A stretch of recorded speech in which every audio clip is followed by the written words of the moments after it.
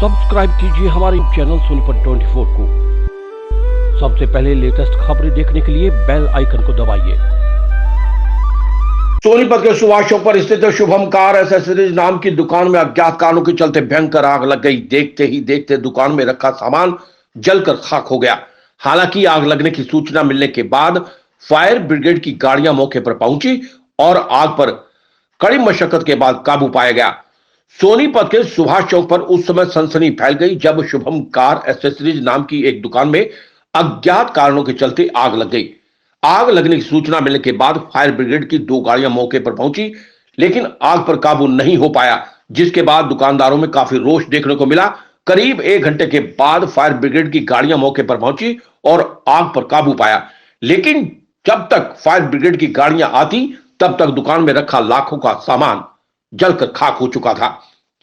आग लगने की जानकारी देते हुए आसपास के दुकानदारों ने बताया कि दुकान में आग लगी थी, लेकिन फायर ब्रिगेड की केवल 2 गाड़ियां मौके पर पहुंची, जिनमें पानी खत्म हो गया तो वो वापस चली गई। लेकिन हमने कई बार अधिकारियों को इस बाबत सूचना भी दी।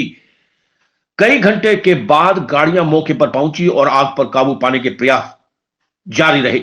दुकानदारों ने नगर निगम के अधिकारियों पर लापरवाही के गंभीर आरोप लगाए हैं।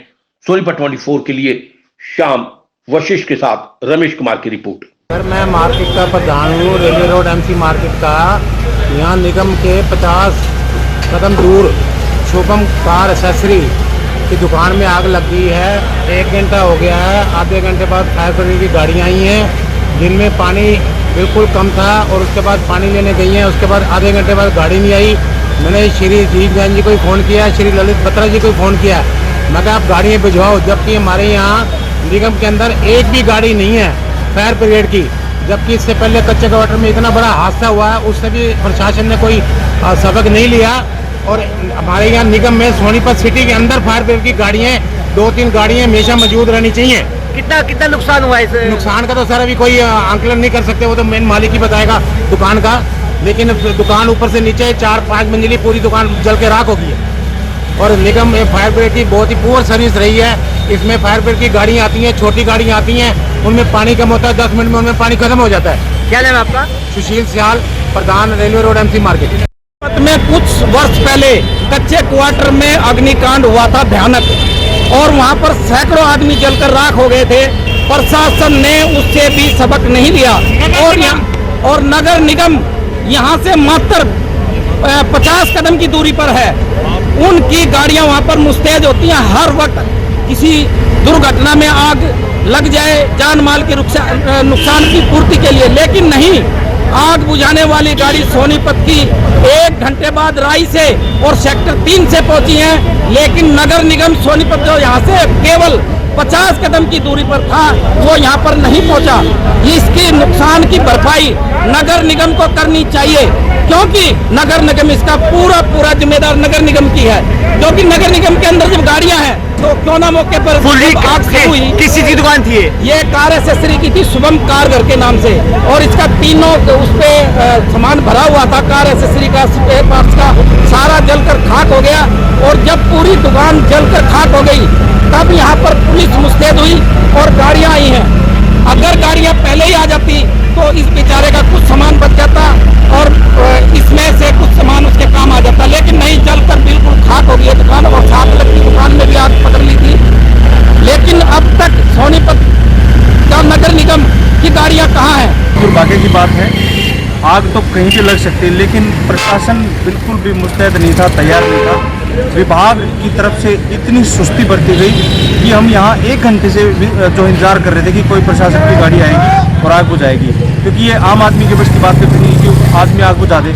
मशीनीकरण है, मशीन चाहिए थी। मशीन को पहुँचने में लगभग 1 घंटे से ज़्यादा लगा।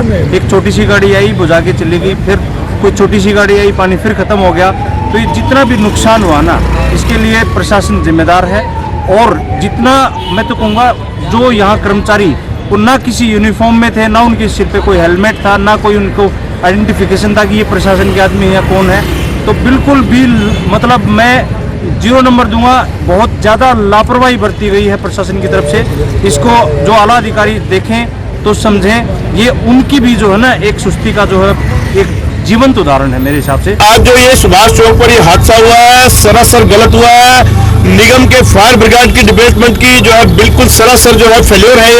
ये तो डिस्ट्रिक्ट हेडक्वार्टर है, यहाँ पर तो गाड़ियां होनी ही चाहिए थी। ये तो छोटा सा हादसा, इससे बड़ा हादसा होने की संभावना हो सकती थी, पर जो ये काम निगम का हुआ है ये बहुत गलत हुआ है। मैं इसकी भर्त्सना करता हूँ और मैं माननीय मुख्यमंत्री जी से और सबसे बात करने वाला हूँ इस विषय में कि डिस्ट्रिक्ट हेडक्वार्टर होते हुए भी जो है यहाँ पर इस तरह की व्यवस्था है। व्यापारियों से बात हुई, अगला कदम क्या रहेगा? बिल्कुल, मैंने इनको कहा है कि कमिश्नर को मिलने के लिए जाओ, अपनी मुआवजे की मांग करो, और दूसरा जो है जो अफसर उस टाइम पर मौके पर ड्यूटी पर नहीं था फायर ब्रिगेड का, उसके खिलाफ कार्रवाई करने के लिए मैंने कमिश्नर साहब को बोल दिया।